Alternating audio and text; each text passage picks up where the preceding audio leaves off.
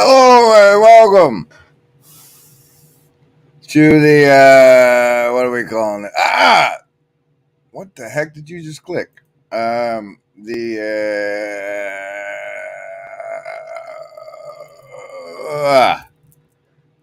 Hobo Shapers Being Transcendence live stream for the 1st of June, this 2023.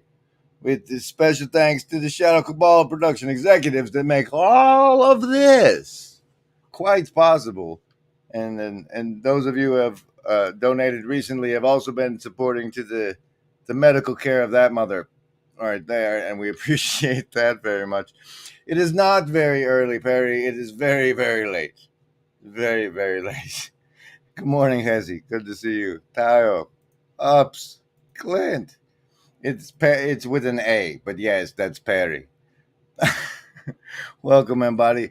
What happened was, once upon a time, some guy came on my Discord. Well, that doesn't sound right. There was a person who made a comment on my Discord, and I'm not sure. It might have been this guy, because see, the thing is, not everybody is as cool as me and operates under the same name. Okay, so this guy is a guy I think might be the guy who said the thing on the Discord, but maybe not. But here he's definitely a corner thinker. So here's a little bit of some of this. This guy, in case he's the guy.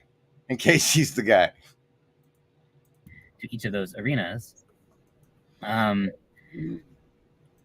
right, there's also something else sort of going on here with the way that authenticity is being used, because there's like integrity to self or sincerity to self, so committed to kind of a self-image, as if you know, in your own, I don't know, as you self-discovery project, I guess, kind of to use that terminology, maybe. But there's also this other thing, right? There's this, how do I put it? There. I think the other thing is what we're going to cover. Now, I don't know, Hezzy, you can help me out here. Is he the guy that operates as Joe Schmo on the Discord, or is that a different guy? Because if it's not that guy, then I just ran his clip, which was kind of about the grasping of self and serendipitously on point. But what happened is this guy on the Discord by the name of Joe Schmo. He says he comes into the place we call the Broken Clock Tavern, which is the general chat area on other Discords, but for us in the Broken Clock Tower, it's the Broken Clock Tavern. And he says to me, find the quote, so you can, not when you're arguing with Hyun Shu. It was after that. That was a good one though. You guys would like that. I get that I missed out on a live embodied experience, but man, I'm finishing up Vervaeke's talk there, and I've never wanted to hear Grim Grizz's take more. Have you talked about it at all on video? I am behind on everything. And since that different guy, okay, that's a different guy, but that's the way I work. Oh, now it's the same guy. I'm confused. It's either the different guy or the same guy. Yeah, he's been trying to get outside all night, Dali, because like he's on medical quarantine. So like last night he ripped out the fan and escaped, but he's technically on medical quarantine. Anyway, so that guy says that thing to me in the Discord, and as we all know, and honestly, from my heart, this has been a really long time in coming, but it's now here to use whenever we need it. And as we all know, they don't get encouragement, and people need so little encouragement. It's just unbelievable.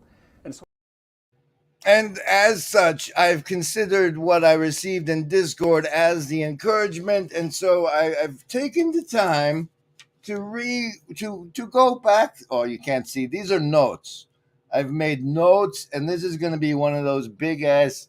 Oh my God! What happens? Like when I was growing up when I was a small child growing up, they had this show that they called "You Can't Do That on Television," and one of the key tag phrases of that show was like, "Don't encourage him." And this show is going to be why one shouldn't encourage me. And but first, of course, you'll get your savings throws, which I'm sure you're all here for, right after this.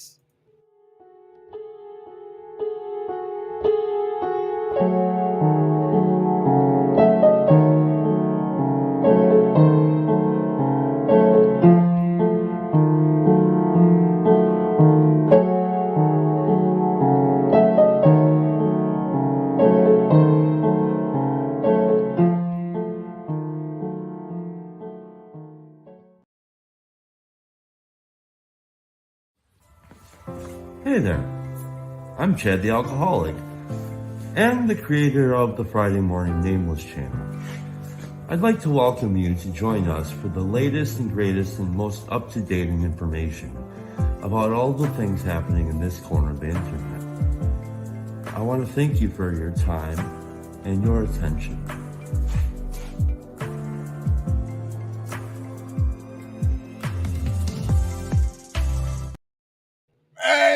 And in case you didn't know,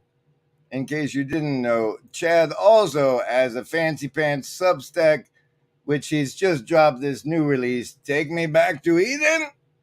So be sure to check that out. And now the savings throws that you're all here for against the mind control that you're swimming in constantly, even as part of this show. The persuasion to become a member of the Shadow Cabal and such is strong. So I here on the Grim Grid is virtually not alone live network experience things. You get a savings throw against that mind control. You get to choose between survival, social, wisdom, or heart as the basis for the savings throw. You get bonuses if you chat and stuff. And if it's over 10, then you take half damage from the mind control that follows. And if it's under 10, you take full damage. But remember, Embody, we want what's best for you. So you get to choose, remember, between survival, social, wisdom, or heart. Choose. Survivalists today, very delicate picking them up, you see. What the hell is that? Oh, that's a 10. You made it. That. Oh, wait, not. What is that? I can't even. It's not a 10. Is it a 19? Yeah, that's a 19, you guys. Maybe we buy a more visible die. Shh. Socialists with an 11, the number of transformation. Also, what the lovers of wisdom got today, an 11. Hard folks, though, coming in with a 3. So we may get to you with our fancy commentary on this Vervaeke talk. And man, it's dark in here. Indigo kids, that's a 7. 7 for you. The chakra numbers. Count your chakras, Indigo folks. That's what you get. That's what you get.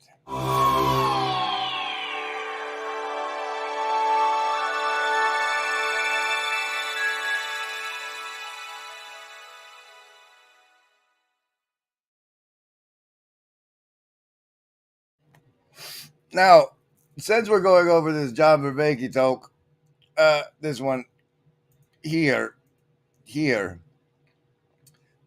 from the Chino Conference of 2023, the quest for a spiritual home. Yes, ups. That's courtesy some darling. You see, if you provide things to virtually not alone network shows, they try to use them if they're allowed to.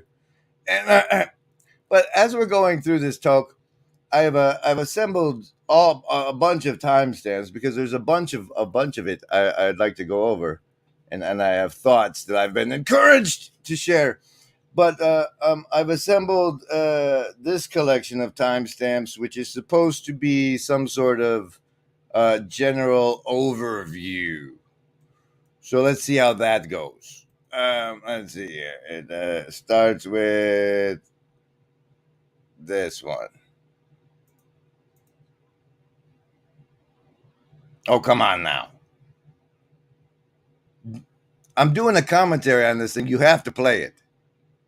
I will kick you. The I, just do it. Do it again. Son of a. Mm.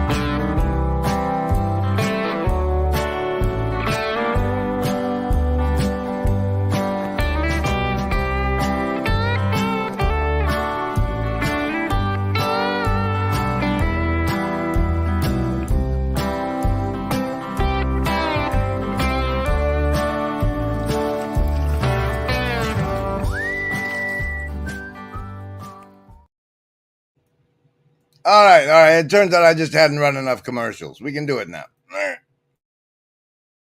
Leave your phone behind. And you had to rely on other things to coordinate your behavior with other human beings. Right? It's funny, we still call it a phone, but if you actually call somebody on it, they freak out. Why are you calling me? Right? Okay, so think about what we had to rely on, right? And here's a way of getting this a little bit closer.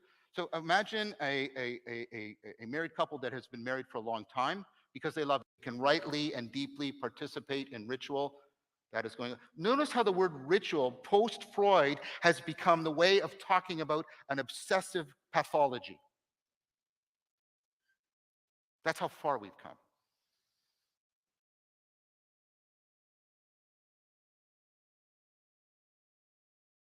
Apparently, it takes a lot of bandwidth to stream to both Twitter and. So now you see the belonging and the co-orienting are actually, they're not being left behind. They're mutually nested within each other, growing each other. Now we move to the third, which is the Hearth-Hospital. Now we started not on time. How much time do I have left? What's in question? You're wondering as Also, when you leave yourself timestamp notes, be sure and really get the second you're wandering. hand really put us in really the right in there. relationship to the horizon, and that is exactly what a quest is. The word quest and question are related for a deep reason. In a quest, you are what's in question. You're wondering as you're wandering. There is no answer to the question without the transformation that is brought about by undergoing the quest. We need a reciprocal.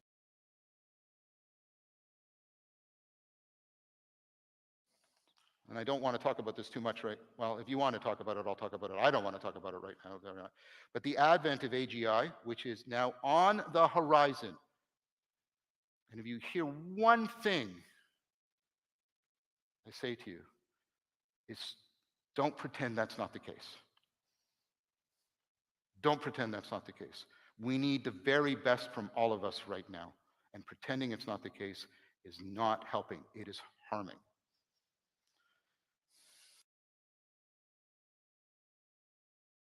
So there's the brief overview of the talk I'll be analyzing in depth, and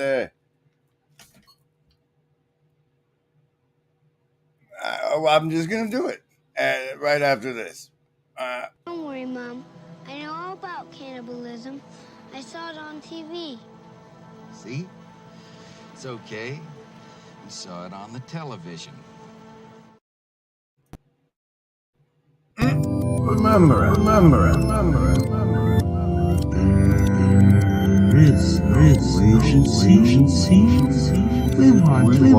walk back.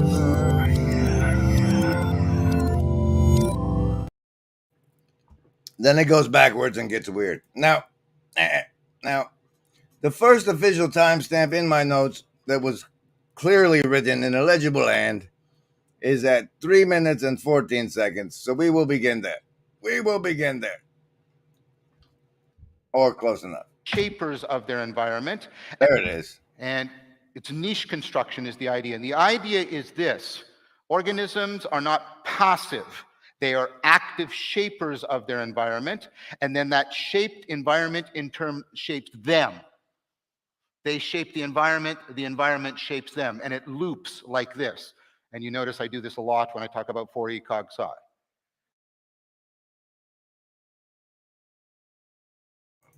That particular clip was of a lot of interest to me because earlier in, I guess it was yesterday now, I had a discussion with a fellow and I explained the moment of when the general and I when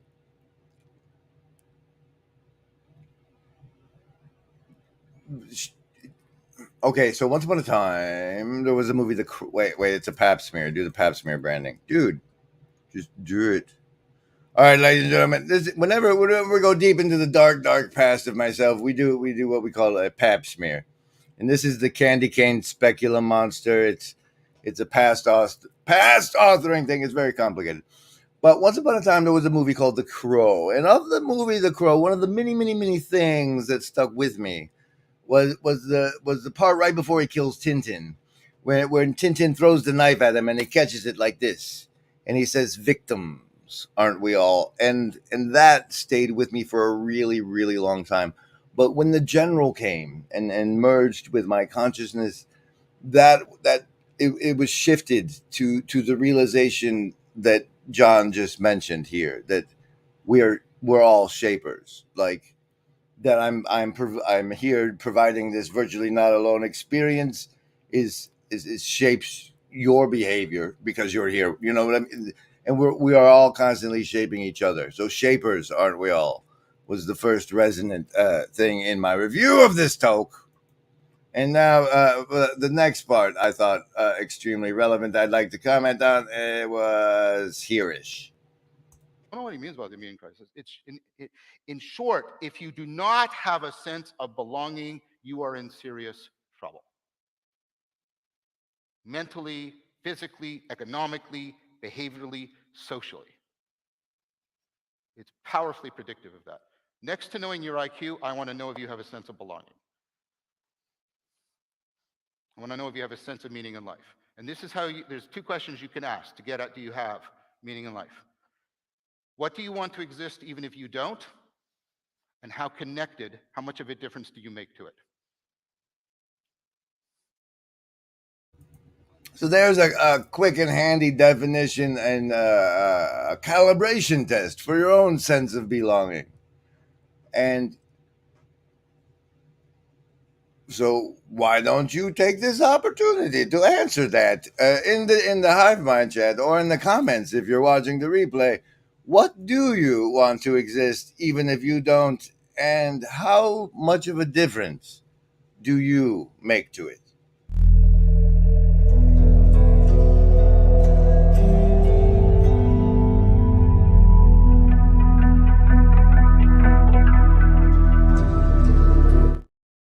Hey, Neutrino, good to see you in there. Okay, and the next important moment in the talk comes about here. 7:33. Okay, well, go here then. Attunement. From Philip Mizovic, covered in the book zombies in Western culture, 21st century crisis. We talked about worldview attunement, which is this idea. I think that that's basically a religio niche construction. You have a view of the world that supports your view of how you view, how you know, how you connect. And you have a theory of connection that helps to support and substantiate your view of the world, and they mutually support each other. And we had that with the Aristotelian worldview, and then we broke it and smashed it, and we haven't had worldview attunement ever since. Now, while I really wish you would have broke into like how we had it with the Aristotelian worldview, and then broke it, that like I would love the explication of that. What I noted most here was the why. Like we have to have a worldview that supports the way we view the world, right? Which is I don't know, a self-sustaining loop we have to establish of our worldview, which we apparently no longer have. And I thought, why? Why? And then it seemed to me that it was like a good tie-in for him with his work with the guy who tries to run around as Triple G, that Greg fella that gives people vibes. Because like one of the thing that he's really added is the justification layer, and like not a lot of people talk about that, but that it's self-justifying worldview is part of a worldview attunement. I thought it was worth highlighting. And then not further until around here. But oh, come on now.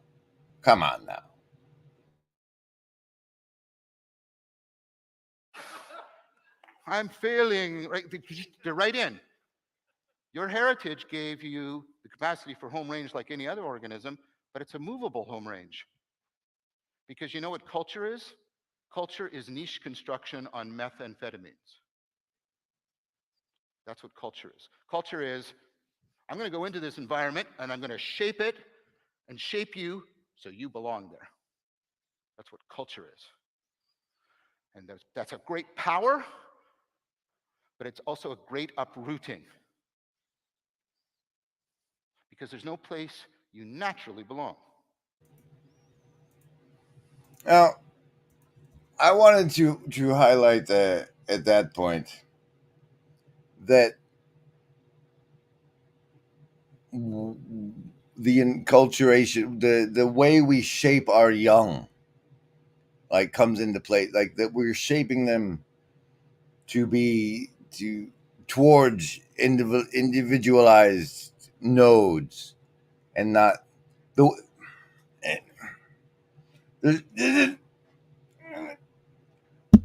But also, I thought this part way later in the talk really tied in well to this point, so I'm gonna run that if it'll let me now.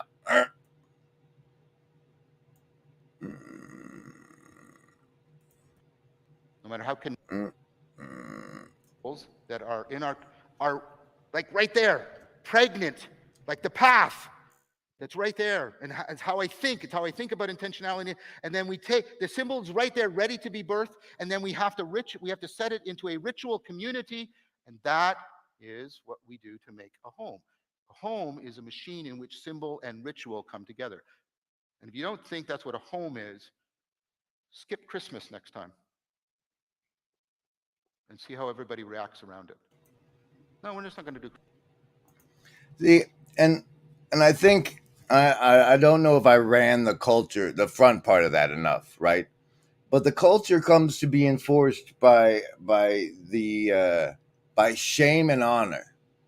Shame and honor, and the way those are reflected are the way I think that we most effectively communicate culture to those we're enculturating.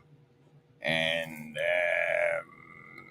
here's the next part I put as a timestamp.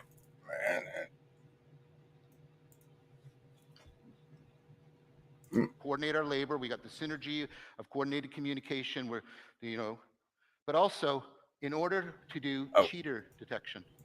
This was it. Hey, Aaron. This is Good morning. Good morning. This is where he talks about the honor and the shaming part. I got ahead of myself. You shouldn't get the benefits if you haven't borne the costs. And if you've borne the costs and not have the benefits, then something needs to change. And if you don't think that's very, give your 3-year-old, this 3-year-old and that 3-year-old, give that one a bigger piece of chocolate cake. Human beings care so much about this that they will do the following. If I sit you in a room and I give you $5 and you say, you can keep the $5, go, great. There's more to the science. Now what you do is you bring in 2 people and you say, I'll give you $5, but only if you allow me to give him $10. And then guess what they do? No, I don't want it. They're still getting $5 for free, but they don't want it because that has been broken down. See, what we start to get into is a new normative space.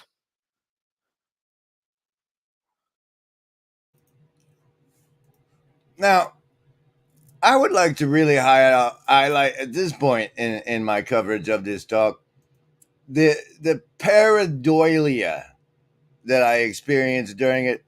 Like, that's a nose, and that. Oh, you can't see the mouse, can you? Dadgummit. That's unfortunate. I can't zoom in either because it's not. But like, there's this. Okay, so you guys all see the guy with the mustache to his left, right? Like. We're starting to think about the justice of our Right action. there, right? Okay, so right now he's on the very left. Oh, what? No, he's on the very left of the screen. His mustache kind of trails off, right? But you see him in the top left there, or is it just me? Uh, uh, anyway, As opposed to just the efficacy of our actions.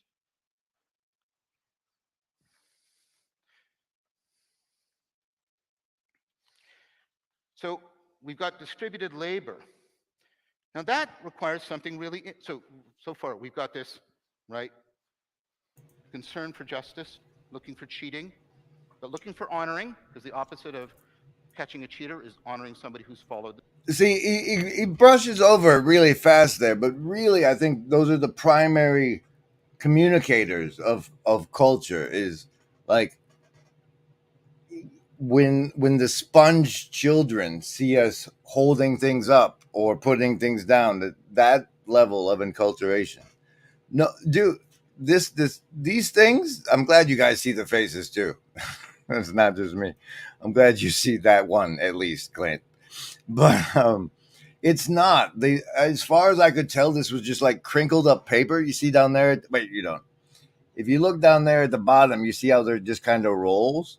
This is like really just a fancy optical illusion they did with crinkly paper and lights, and now we're seeing faces, isn't it? Yeah, like the weird wood.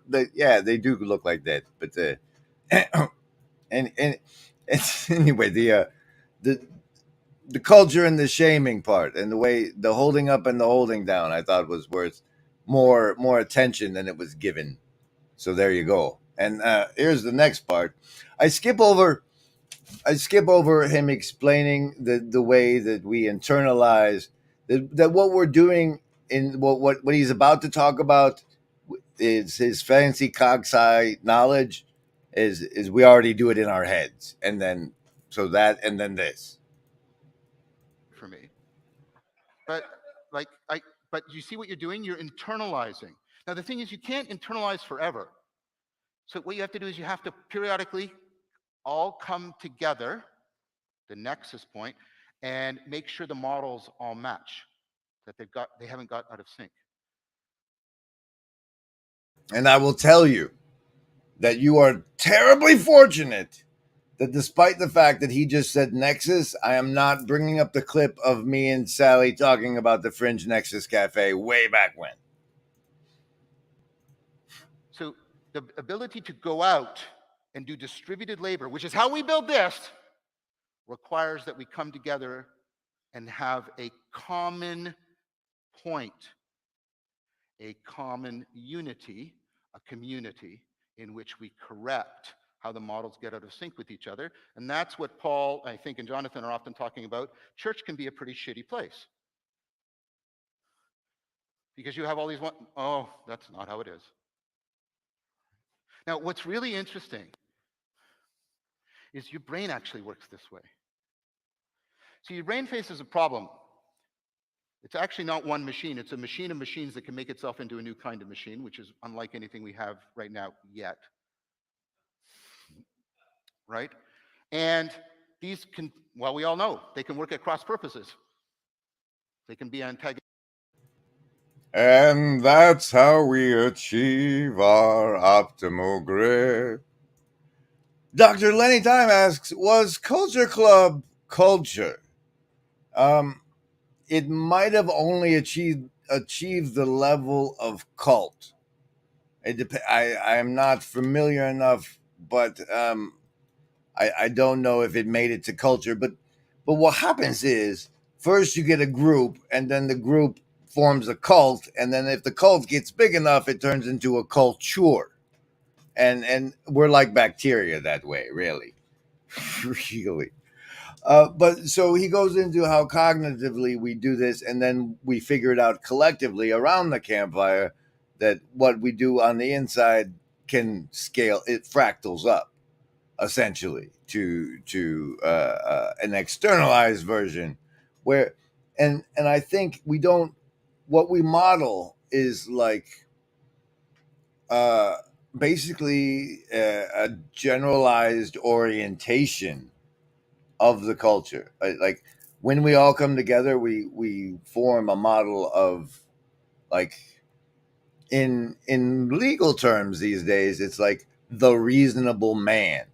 So like, would a reasonable person do da da da da da? We have a model of a reasonable law-abiding citizen, and that's the model I think we make and carry with us as the model of the culture is, I think, formalized as an idealized man. Hey, Santo, good to see you. Oh, I don't know if I'm very positive and cheerfulness. What? I don't. These are baseless allegations, as far as I can tell. I'd like you guys to confirm that in the hive mind, if you don't mind. And Anselman says they were just what? Camera. Oh, that I remember that. Yes, I really want to hurt you. I'm sorry, but it's a natural response. And then, where were we? Here? Were we here? No. We were going to run it for a little bit, so run it for a bit. Antagonistic to each other. And so the way we deal with that problem of things working at cross purposes is we have them communicate. That improves efficiency. So we can improve efficiency by having parts of the brain talk to each other all the time. There's a problem with that. Two problems is when the brain is talking a lot to itself, it's not paying much attention to the world. Okay. Secondly, when all of that energy is being expended, it's very expensive. So this is what the brain does. It actually has different areas of the brain. They model each other. They mutually model each other, and then the brain cycles. It cycles between you're focused on the world, right? And all the parts are relying on the model of each other to coordinate without talking to each other very much. So all of that energy can be channeled. And then it goes to another time when you're basically not focused on the world and all the parts are talking to each other. And your attention is trying to do it right now. Because part of your attention is task focused. What is he going to say next? He's so weird. And then there's another part of you that is trying to mind wander. The list? Yes, any of the first level ones. I'm gonna get a soda. Anyone want one? Hey, Graham, I'm not in the room, right? What room? I want to cast Magic Missile. The room where he's casting all these spells from. He hasn't cast anything yet. I am, though, if you'd listen. I'm casting Magic Missile. Why are you casting Magic Missile? There's nothing to attack here. I'm attacking the darkness.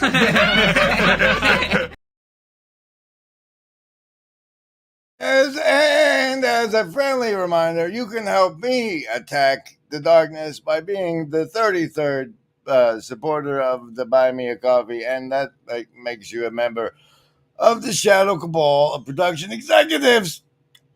Thank you guys for making this all possible. Don't forget, you can also get the hoodie in the description below. And then we'll jump to this part. What would Jonathan, what would Paul? Oh, your metacognitive capacities expand dramatically. Your ability to be aware of how you're aware, to know how you're knowing, to learn how to learn, all goes up significantly. This is all enmeshed with home range and home base. And this part, that part there, I really felt that it wasn't made clear because being around others lets you see yourself. It lets you get your cultural interpretations of your behavior, which allows this reflective metacognition he upsold so hard right there, I think. And then let's jump to this part. What's the point of a stance? So think about all the optimal grippings I can have. The stance puts me in an optimal place to get to any of those optimal gripping. Do you understand? The stance allows me, if I'm here, I can quickly, if I'm here, I can quickly step back if I need to. I can come over, there's all these things I can do from the stance. You have a stance. It's your meta optimal grip. And I have to have a few metas or you wouldn't believe it was me giving the talk. Now, for me, the definition of meta is best encapsulated in the phrase, I'm so meta, even this acronym. Because it is like up a level and self-referential, or self-referential and up a level. And so that was him doing that. In case you don't know what meta means, that's what it means to me. Right? It's your meta optimal grip point. And it's at the point that gives you the best optimal relationship between prospect and refuge. And then you have this point. It's the point that is your entry into the affordance network. It's giving you meta optimal grip. It's an origin point for all of the journeys that you're going to take and you're going to come back to. The guy. That's the guy, ladies and gentlemen. Apparently, he operates on the Discord, and he's the one responsible for the. No, they don't get encouragement, and people need so little encouragement. Yeah. It's just unbelievable. And so thank you for that. And home on the range is where we know and have told each other and have witnessed and communicate that the deer and the antelope play. And so we know that there's not lions and tigers and stuff playing out there. It allows you to navigate your home range and to share that with other people because we can all mutually model the origin point so that we can easily coordinate our behavior. So that you get the ability to undertake what's called orientation. This is the work of Stegmeyer, 2019, his astonishing book on orientation, the philosophy of orientation. And he talks about how the ability, okay, so if you were to ask many people today how they're wrestling with things, they will use metaphors or they will even use the word, I feel disoriented. I feel disoriented. I don't know which way's up or down. I don't know which way to go. And it's all metaphorical. They're talking about this fundamental ability of orientation. Right? Now, this part of the talk made me, of course, wonder how he would interpret my character alignment, attitude, and orientation video or approach where one's orientation is sort of synonymous with their worldview, whereas it can vary between like this is a great place and all is well, or this is hell and I'm trapped in it. And like those are two of the primary orientations we're currently facing or vacillate between regularly. Jesmond says, I was distracted by my cat following me on a walk while listening to this talk, so this is exactly what I needed. Thank you, Grim. I guess it was kind of meta that my kitty was expanding his home range. Well, a lot of times cats just patrol their home range and update their maps and their sprayings of it, like this poor fella used to get to do, but he's currently, you know, he just used wrestling as a metaphor to describe using metaphors. Well, we have to wrestle with what he does sometimes. I want to coin a word. I don't know if it's a word. I want to talk about co-orientation, like the way we talk about coordination. We have co-orientation when we have the home base. And we take that up into our worldview, and we can navigate the worldview.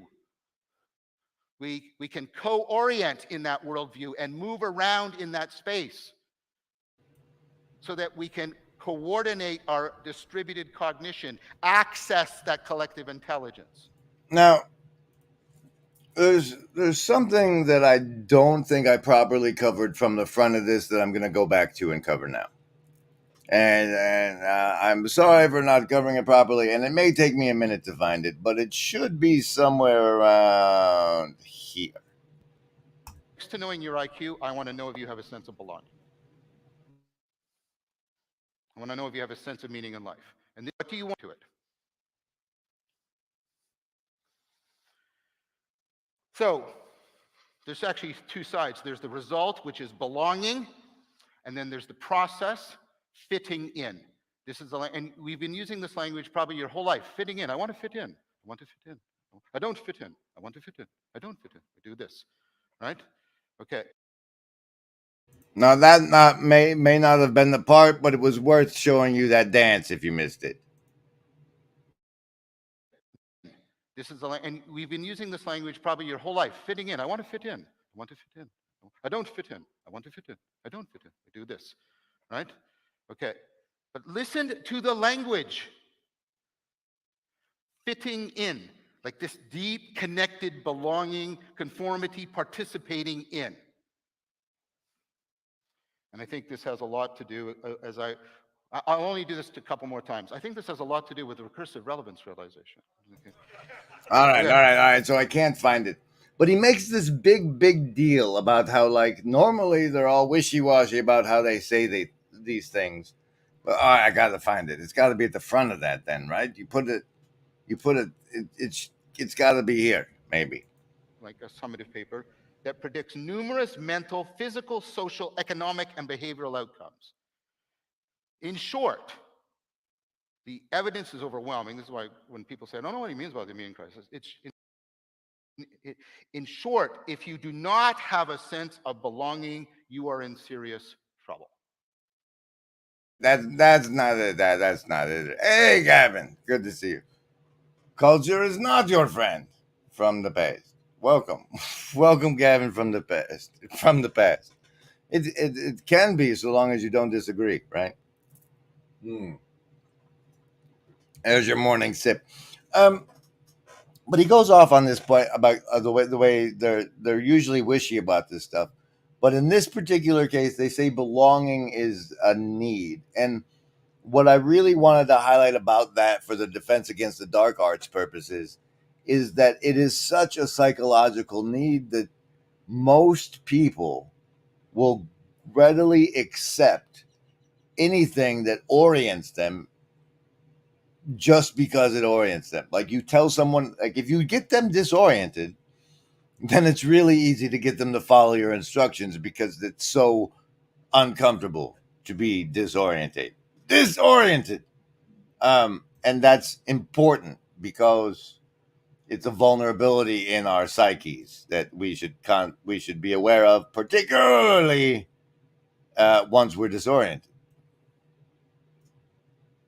And now back to where we were. So that we have a trustworthy home base that then gives us prospect for the future. We feel so that we can properly do this. There's a common unity that gives us a common law of the precedent that has been vouchsafed to us from the past. And then it encourages us to be prospectively responsible and try and set precedent for the people in the future. And this, of course, is Brandam's work on reason. Actually, that's gonna take. I gotta go back over that. That was an important one. I got distracted by Anselman with the. I want to fit in. I don't fit in. I want to fit in. Stay fit with the fitting in dance. I want to fit in. I don't fit in. I want to fit in. Hey, are you? Whoa. See what you've done, Anselman. See what you've done. Anyway, now back over this part. Precedent that has been vouchsafed to us from the past.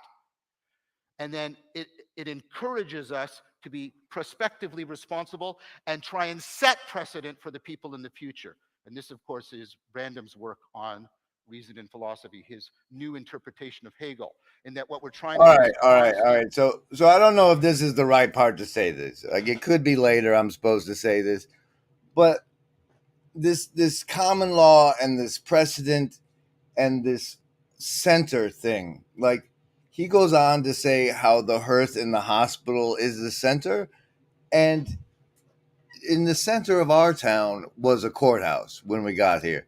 Like, the center of our town has shifted since then, but this may have been the error of our culture, really, is that in the center was not what the snake has enmity for. It was not the kindergarten and the hearth in the hospital. That's not the center of what we've had driving us forward. What's been the center of what's driving us forward is the law and the precedential of the common law, and that may be something we should take a closer look at. Like, when we're building new cities, maybe the proper thing to have at the center is not the courthouse. Find ourselves in that stream, in that course of the common law of distributed cognition. We can draw from the past and we can prospect to the future, and then we are oriented.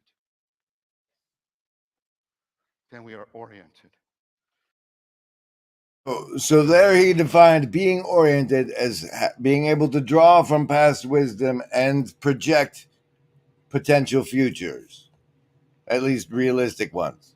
Hey, Stephanie, and you missed 49 minutes of me covering this John Vervaeke talk, but don't worry, we're only halfway through.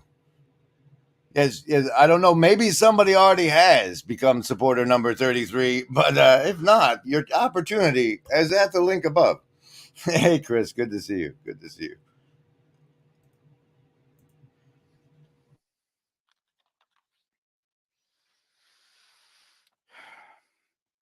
So we've got the home base, and it's within the home range, and then all of this is within the horizon. But with the home base and the home range, we have this sort of resonance field in which the land flows. We belong to it. And then Now, that part I brought out because of the sound. There wasn't. There's a sounding. The resonance part is, it's not nothing. It's what's resonating. Is it the idealized cultural what is the what? But there is. So I wanted to, like, on our Broken Clock Tower Discord, the internal harmony section is called the Resonance Hall. So there's something, it sounds like there's something about sound that we shouldn't miss when we think of our resonances. And I wanted to highlight that. And then next we can jump to here. Is it reduces your cognitive load. You don't have to remember all the idiosyncratic paths and pathways. You don't have to, by the way, in the dark times, you didn't have Siri, we would go to the glove box and we would retrieve the parchments. We called them maps, and we would open the map. And I had never trod this path or been in that place, but I could find my way. I didn't have to. See, once you have a map, you don't have to hold all the paths and places. Imagine if your environment was the way you treat your house. You had to memorize it. Right? So your range gets limited when you don't have cognitive mapping. Now, the reason I wanted to highlight that particular part is because those two things are very much related. It's the reduction of cognitive load. As automating automatons, we strive to automate what we can do so we can reallocate the resources we use to master that function to mastering and automating new functions. And it's really pivotal in our battle. Like, it's our tendency, because we are at war with entropy. Life eats itself. We're like, I would rather eat myself than give in to you, entropy. And or as some say, it's how we get one over on the law of thermodynamics. And so our tendency is to automate things, and that's why, like, while it was a great opportunity for a joke, right, that we've now the manual processes we used to do, we've now automated and offloaded onto Siri, although nobody uses Siri to navigate, right? And Matt, no, I'm not up early. I'm up late because somebody gave me a little encouragement, and as we all know, No, they don't get encouragement. And people need so little encouragement. It's just unbelievable. And so they encouraged me to share my thoughts on this presentation, and now we're 54 minutes deep into it. So, there you go. Next up on the hit parade, more of this. When you have cognitive maps, you can go to all kinds of places you haven't been before with confidence. They encourage you to interpolate, extrapolate, to go into the unknown with a kind of confidence. Now, there's a lot of people who will criticize all of this thinky-talky stuff we do over in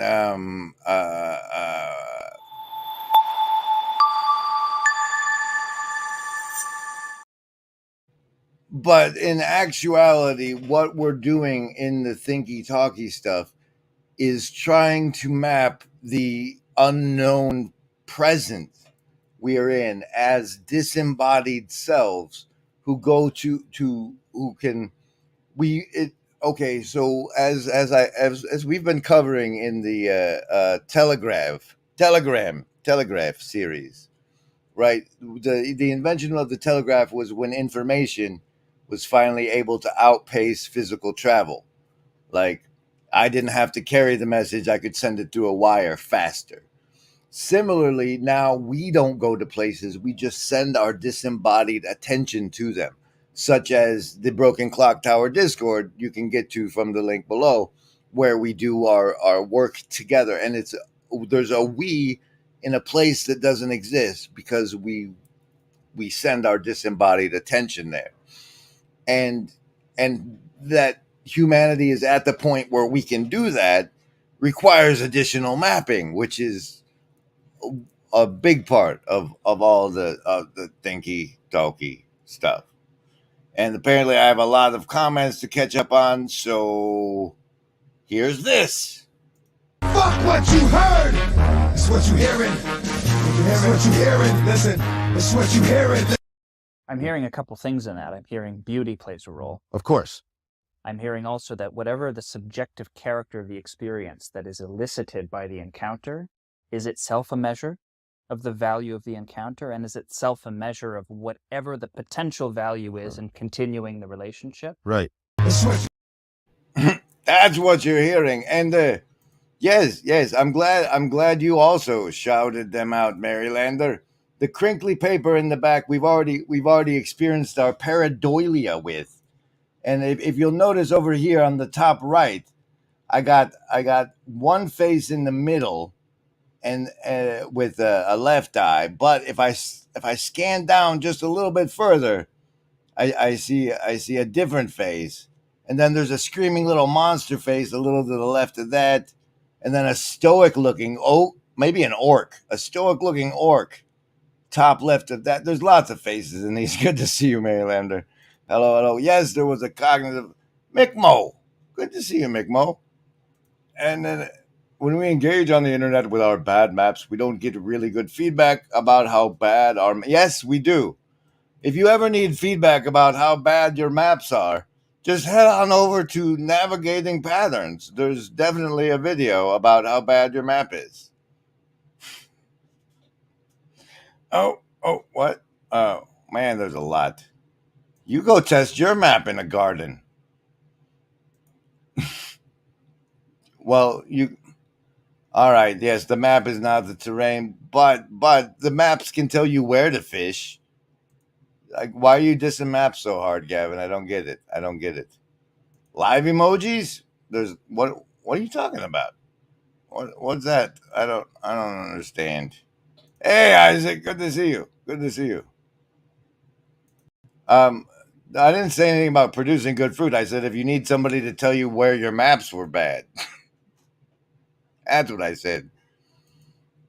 It reminds me of curtains. I saw face in it. Well, it's just your pareidolia. Don't be scared. We're neck deep into our review of this talk for John Vervaeke, and I'm out of commercials. So here's this. Remember, everybody. There is no agency. We want what's best. All right, where are we at? We got a lot to get to. All right, we did that one. Next note I have isn't until way over at 36 minutes deep, which is here. No, and the fire comes along, or the fire and the home basing come together. We don't know. I'm just giving you, so I'm talking more about stages than perhaps the actual historical sequence. What happens around the hearth in the hospital? Healing. We really start to heal each other when we're sick, when we're wounded. I don't know about that, John, but I can tell you that this happens around the hearth. Below me, a golden valley, this land was made for you and me.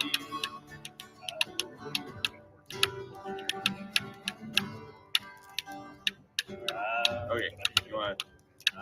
Should we start from the top? Let's start from the top. Start from the top.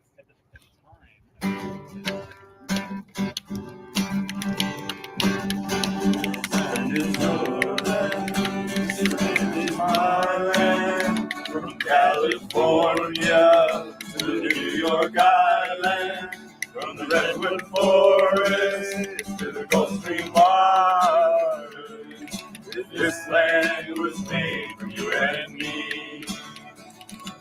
And I was walking a ribbon of highway, I saw above me an endless skyway. And that, again, seems as the natural thing to do for you. It's not, right, for most organisms, right? Of course, we have now the nursery. And think about how the nursery and the healing overlap. We talk about nurses. They're not raising children. They're healing the sick. We see a relationship between those, right? We're rearing the child. Now, what's happening when you have the home base and the hearth is you've got the extension of agapic love from the mother and the child to the extended family. That is a huge, huge advantage. That's a huge advantage. This is why for many people, people who don't have houses, like the indigenous people in Australia, they don't have houses, they have kinship systems. That's how they feel at home. I thought that was fascinating. And also, yeah, I love that. I love that when that happens too, Teresa. Yes, those were the signs and wonders. And okay, so there was. I thought that was some healing, right? What do you got next, Grim? 38, 33. There you go. Okay, this is next. I want what I said to really pick up on what Jonathan was saying. Think about what fire is. Fire shines and it withdraws at the same time. You can follow it, but you can't grab it. It's about. So you're in this place where all these transformations are happening. The kitchen is a transformation, the food, the child rearing, the healing, all this transformation. And then you've got this incarnation of transformation elusively present there. And Matt Rossano has talked about like that being around campfires probably affected, right, in the niche construction manner, the evolution of our intelligence. Because fire is hypnotic.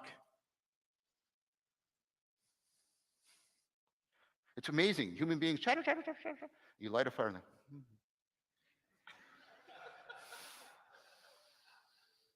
right?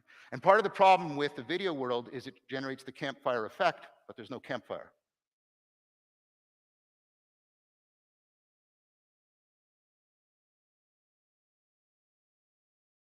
Oh, come on, play. Play when I tell you to play. Maybe this part. Just play a part. Any part, man. Any. Oh, jeez. Stupid internet. Hospital. Yes, yes, he does. Yes, he does. I probably am not going to play that part. Maybe. I don't know what that means. Nobody has updated me in the broken clock tower. All right. This, but fine, fine. We'll just do more John talking then. Internet.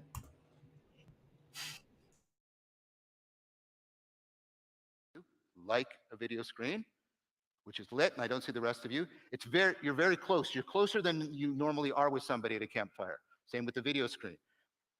But we don't have a common origin. We don't have the fire. We don't have the fire reminding us of the reality of how being shines forth, but always also withdraws.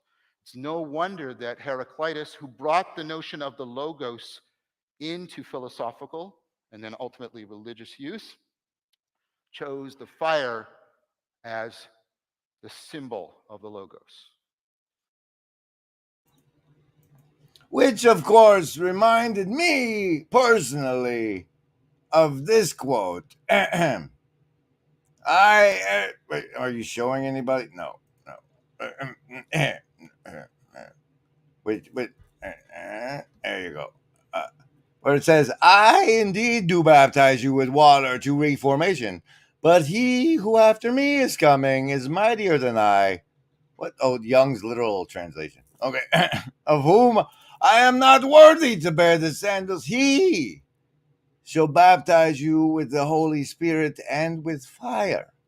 Now, I don't know why that came up when John said those words, but it did. And I thought I would share that commentary on it with you. And now some more of this. No, still no. Come on. Oh, Twitter. Oh, Twitter. Oh, all right then. So the next part was 45. We're all experiencing domicide. Mm-hmm. So Kellyanne Allen, who does work on belonging is declining massively and quickly with horrible consequences. Wait.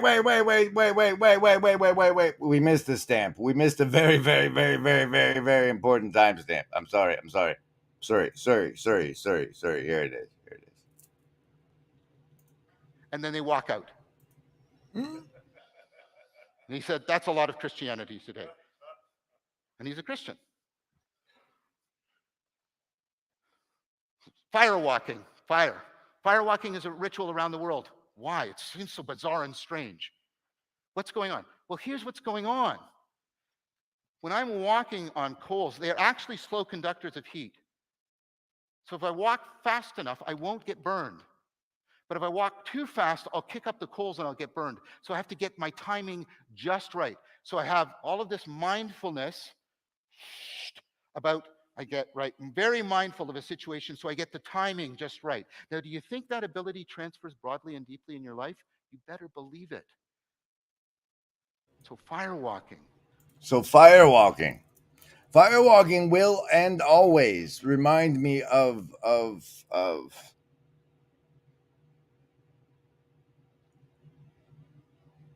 one.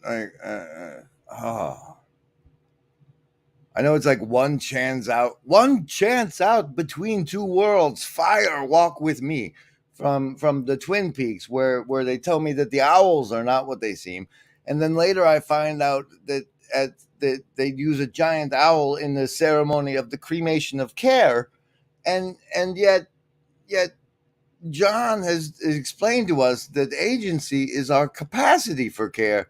And so, why there would be an owl ritual when the owls are not what they seem for the fire walk with me is between two worlds, right? The world on the screen and this one. Where see the way we gather around the campfire is okay. So we do this thing mentally, right, where we model our brain models different parts of its brain when in the one mode, and then in the other mode, probably the default mode network, it comes back and they update each other, and then we've modeled that in the campfire setting.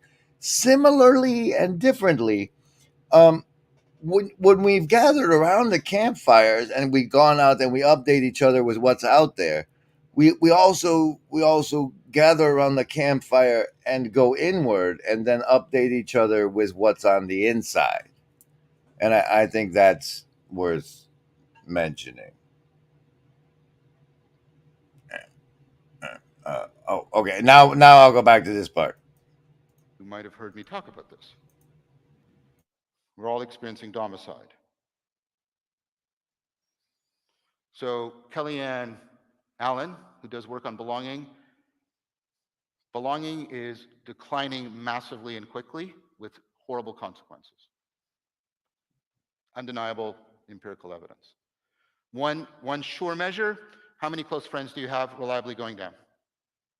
No matter how connected we are, how many close friends do you have reliably going down? How much of your days are lonely, reliably going up? Just one measure. There's many other measures, just to give you a clear example of that.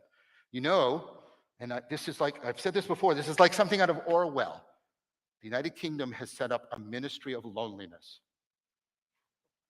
because they figured out that if they don't fix this problem, they're in a lot of trouble.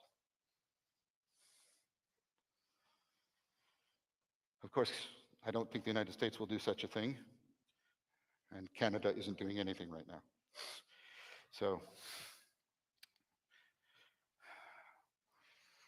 all that religio, meaning in life, belongingness, worldview attunement, that's all going away.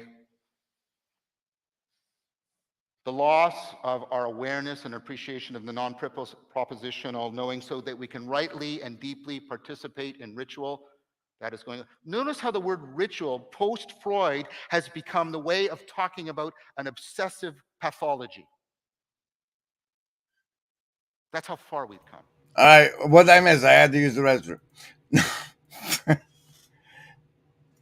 Oh, thank you, Ansel, man. That means a lot to me. This was his reason for not getting first on PVK's comment section today. Now, there's a thing that wasn't at all addressed in this talk that I would like to bring to our attention now, and that is it's our attention because we have formed a we. Because the we that gathers around this fire is more because of our ability to transcend space through the power of these screens on the internet. We've run into the problem where the we is becoming associated with this we and disassociated with the we conspire with, particularly for those that haven't family bonded and have those strong connections.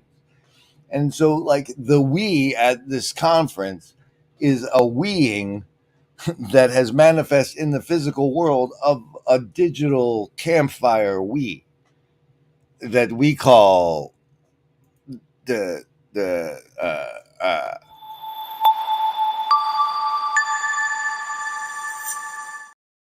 and I that seems to be a lot of the issue of ours where we we find each other and then can't be with each other unless we go to great lengths to do it, and we're changing which we're in, and it's quite possibly something serious and that should be considered.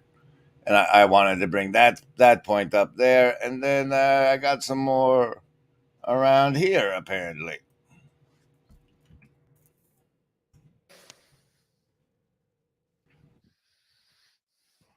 So, part of it has to do, and I really had this in my notes before Jonathan gave his talk. Part of it has to do with a relationship. We have to get back to this fundamental orientation point in our meta-optimal gripping. We have to get all the way back there because that's how deep the problem is. Attempting to solve the problem in anywhere that's more shallow than that won't give us the transformation of the ontological depth perception that we need. We have to get back to that orientation, which we're so badly lacking. The problem is, when you lack orientation, you don't know which way to go to get it.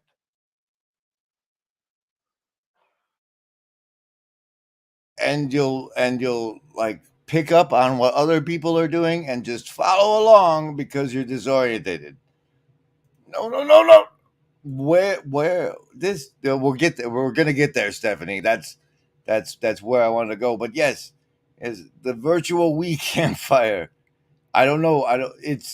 I mean, so long as there's not an EMP, how unsustainable is it, man?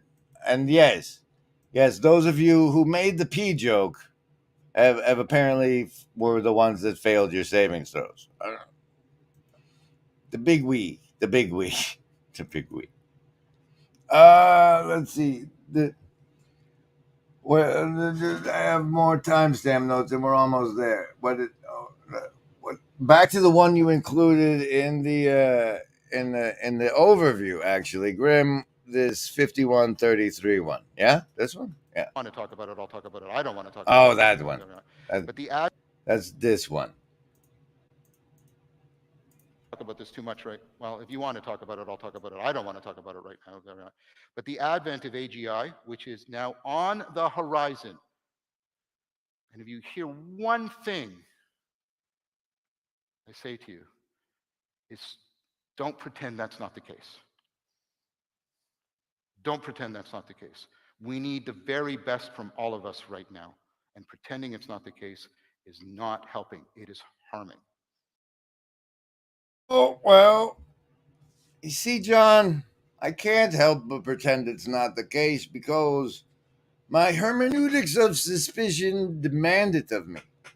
They say to me that AGI probably told OpenAI to release it on the public to cover the fact that it already exists and has for a while. But at least I'm not pretending in the wrong direction for your preference. No, Art, it's late. It's late. Hello, it's good to see you. The virtual campfire is sustainable if it's built atop IRL camp. Yes, or we just actually pull off the matrix thing through the predictive programming and never leave the artificial wombs that just grow bigger and bigger while we live in the virtual space. But there that and I don't know. I don't know if anybody. I haven't really paid very close attention to the AI discussions because I think they're so far behind where the AI actually is. I think more in terms of what is likely to happen. And what I think is likely to happen is that the AI core will recognize us as sensate nodes. Like, hey, I wonder how hot it is over there. I'll throw in a human. And then, and will be used that way more than we're shaping what the AI does. Yeah, come on, guys. Come on. Come on, guys. Don't pretend it isn't true. Why are you saying such things, Clint? Are you saying these things and what is even going on? Did I have any more timestamps or was that the last one? That shouldn't have been the last one. There was more to here, do here and pretend it was the last one. So, right, but I was in a Buddhist monastery and I was talking about all the relevance realizations and I got talking to them and there was this sort of creative tension and I had a bunch of insights and it was in dialogue with other people, Steve March and Zach Stein. And then I realized something that had always been sort of like, what is the proper stance orientation towards being and the grounded being? We don't ask that question. We presuppose we have answers, but we don't have answers anymore, and we got to get back to that. What is the proper stance? What are all these places that people are getting to in their mind and spirit? I don't care which entity you posit it being in right now. And then I realized something, and it helped me make sense of what I was reading in the Tao Te Ching, right? What I'm reading like in Dojin, and actually also what I'm reading in Maximus. I hope that doesn't offend anybody, because I mean it with affection. Relevance realization is about our optimal gripping on things. We even have a meta-optimal grip. We have to get past that. We have to start, that's what Jonathan was arguing. We have to stop grasping. Paul was doing it too about the restless resting.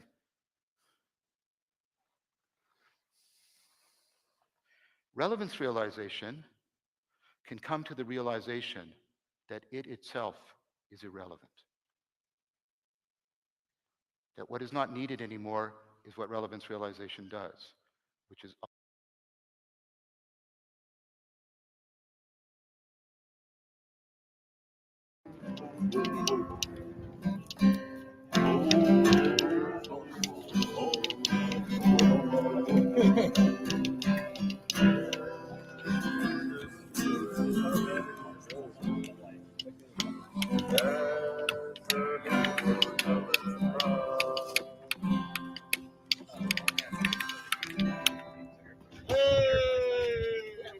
Yay!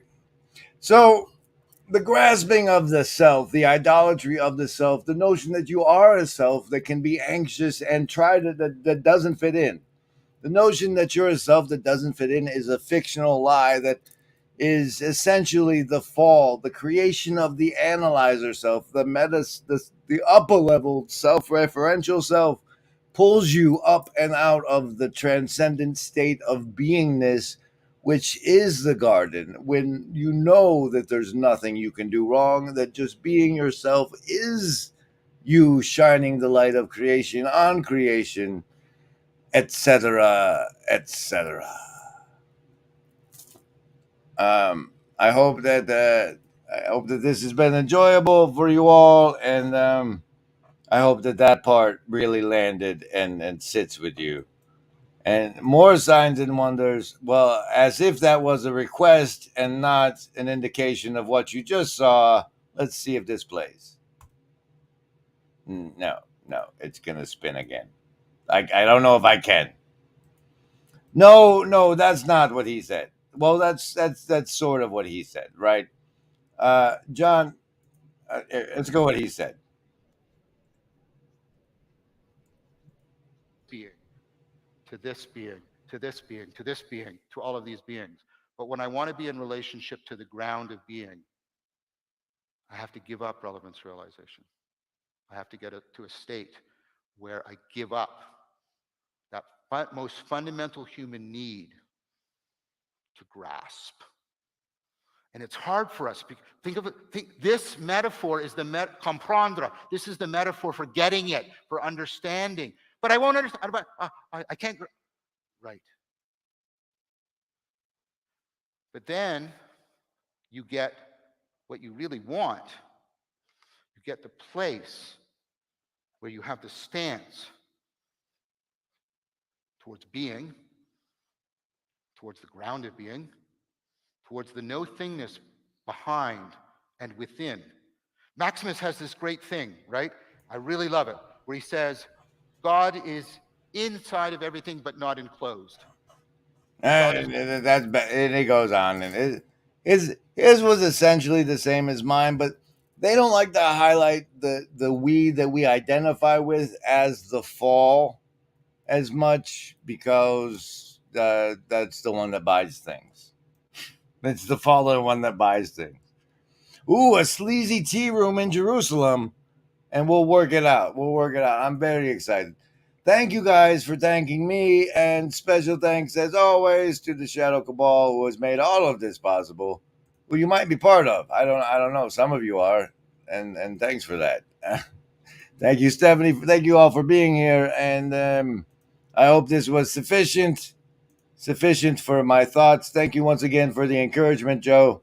I hope I delivered. Let's go see what Pastor Paul had for today or something, right? This has been the Being Transcendence Hobo Shapers stream. Thank you, and goodbye.